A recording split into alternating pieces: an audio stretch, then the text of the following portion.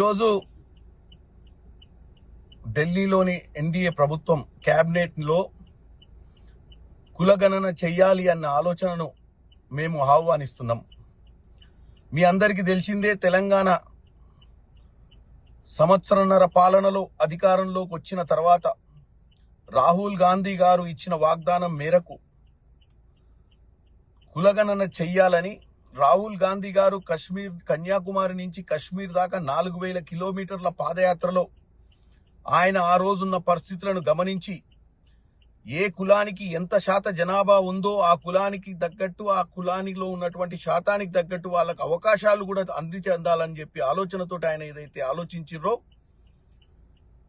రాష్ట్రంలో తెలంగాణ రాష్ట్రంలో రేవంత్ రెడ్డి గారు ముఖ్యమంత్రి అయిన తర్వాత రాహుల్ గాంధీ గారి ఆలోచనను ఇంప్లిమెంట్ చేసే విధంగా ఇక్కడ ఒక శాస్త్రీయబద్ధంగా ఏదైతే నిర్ణయం తీసుకున్నారో, మేం దీన్ని ఇతర పార్టీలకు అలాగే ఎన్డీఏ ప్రభుత్వానికి కూడా పార్లమెంట్లో బిల్లు పెట్టాలని, పార్లమెంట్లో బిల్లు పెట్టి 42% రిజర్వేషన్ ఏదైతే మేము ఇక్కడ అసెంబ్లీలో ఇక్కడ క్యాబినెట్లో ఆమోదం చేయించుకున్నామో దాన్ని మీరు అప్రూవ్ చేయాలన్న ఉద్దేశంతో ఈవెన్ జంతర్ మంతర్లో కూడా ఒక కార్యక్రమాన్ని నిర్వహించడం జరిగింది.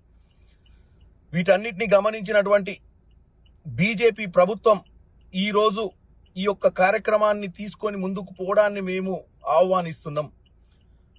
శాస్త్రీయబద్ధంగా ఏదైతే తెలంగాణలో జరిగిందో అదే ప్రకారం భారతదేశంలో కూడా అవసరమైతే మాకు ఇక్కడ చేసినటువంటి అధికారులను కూడా ఒకసారి వాళ్లకు వివరించమని చెప్తాం. అది చేసినట్టయితే ఏదైతే రాహుల్ గాంధీ గారు కోరుకున్న విధంగా ఈ భారతదేశంలో ఈ కులగణన 100 సంవత్సరాల తర్వాత ఈ కులగణన జరిగింది. మనమందర గర్వకారణం ఏంటంటే మన ప్రభుత్వం సంవత్సరన్నర పాలనలో దీన్ని సాధించింది.